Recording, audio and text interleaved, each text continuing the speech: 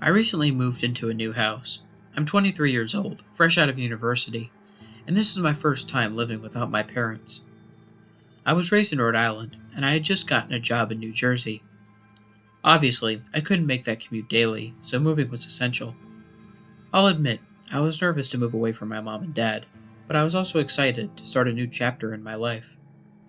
The house I moved into was in a suburban area, and it was one of the older buildings in the neighborhood. According to the neighbors, the house was originally built in the early 1900s and apparently burned down at one point during a dry lightning storm in 1958. The house was rebuilt soon after. Little did I know that I wouldn't be living there alone. It was my first night on my own. I had just finished unpacking all my stuff, and my parents had just left. I watched TV for a couple of hours and then decided to drive into the town center and pick up a pizza.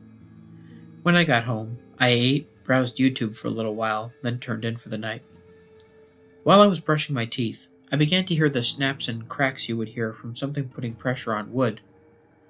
I looked up, and for a split second, I saw a shadow pass in front of the door toward the bedroom.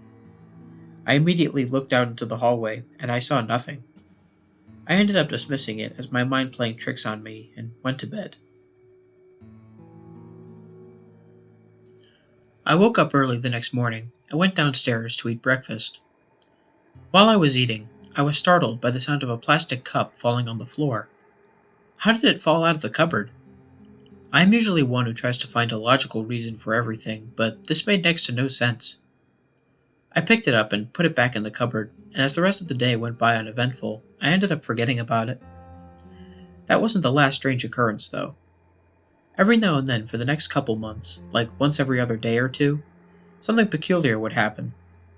I would put something on the kitchen counter, like my keys or a pen, and the object would be in a different spot when I came back into the room.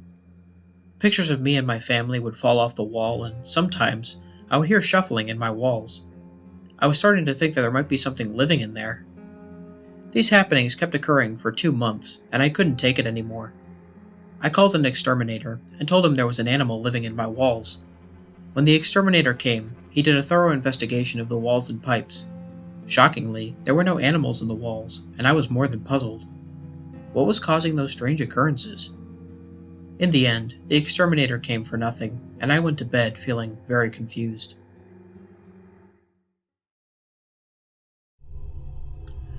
A couple nights later, things started to get a lot creepier.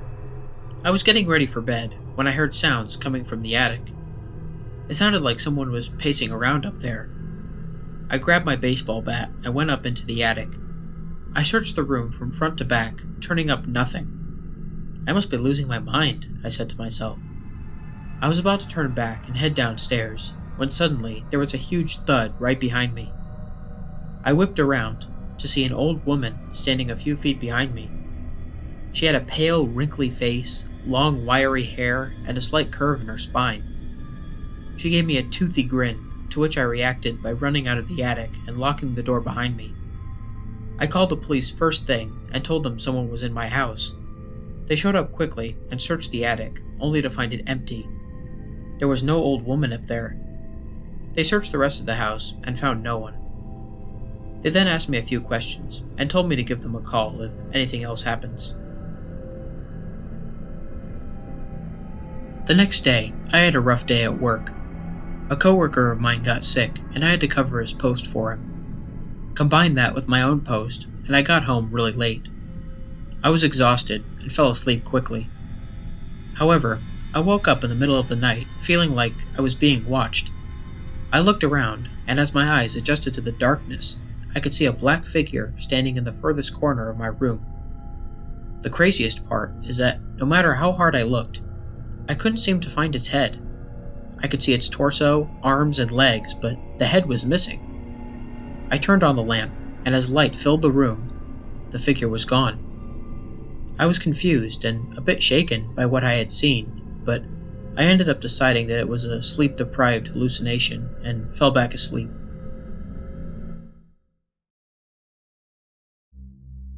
The next day was the breaking point for me.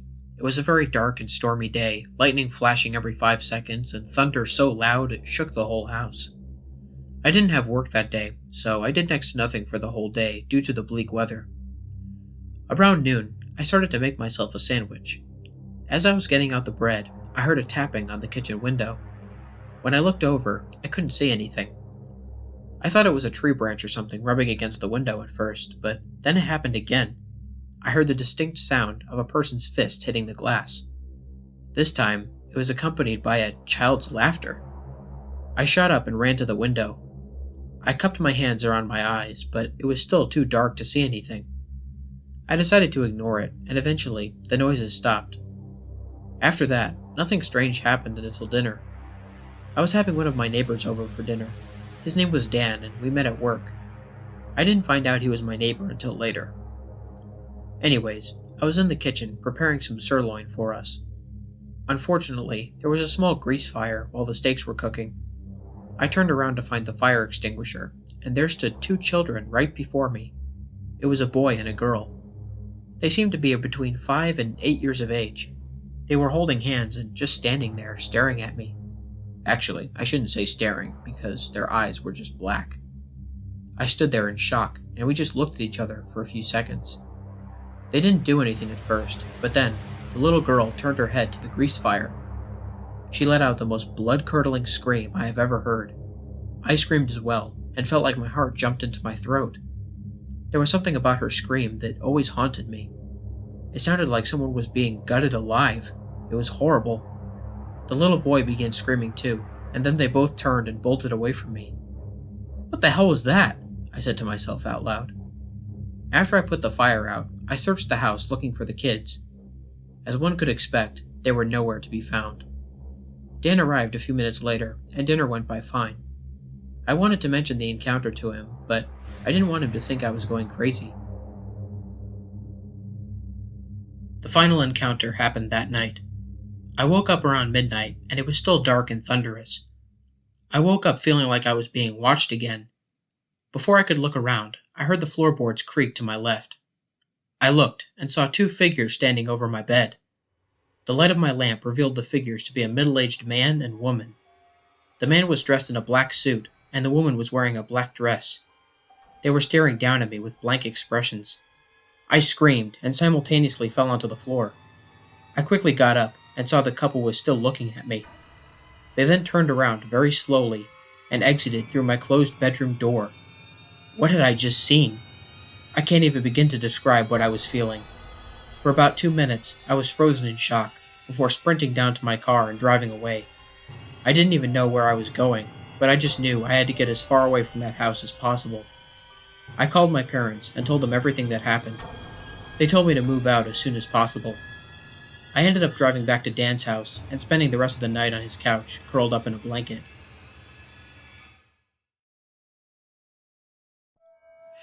The next day, I moved out of that house.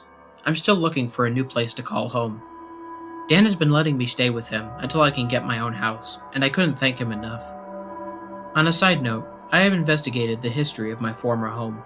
It was built in the early 1900s, as I said, and several of the previous owners have lost their lives in the house.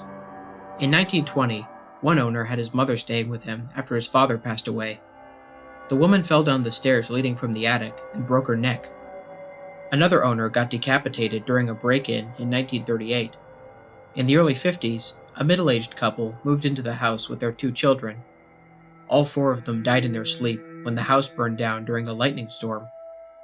It was at this point that I realized that these events weren't hallucinations. That house is haunted. I have never been a believer in the supernatural. I have always thought spirits were a figment of someone's imagination. Now I have a strong fear of the paranormal, and whenever I'm in a dark room by myself, I always feel like I'm being watched. I just hope the next house that I move into is completely ghost-free.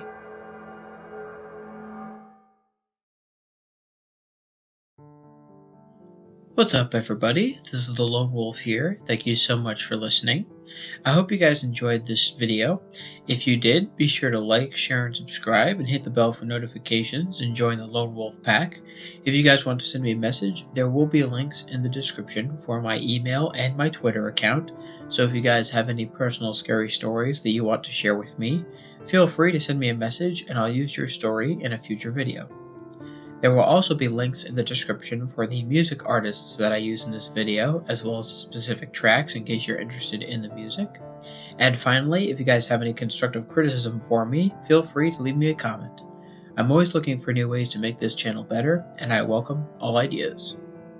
Until next time, you guys, stay spooky. And remember, the hunt begins when the moon is full. See you soon.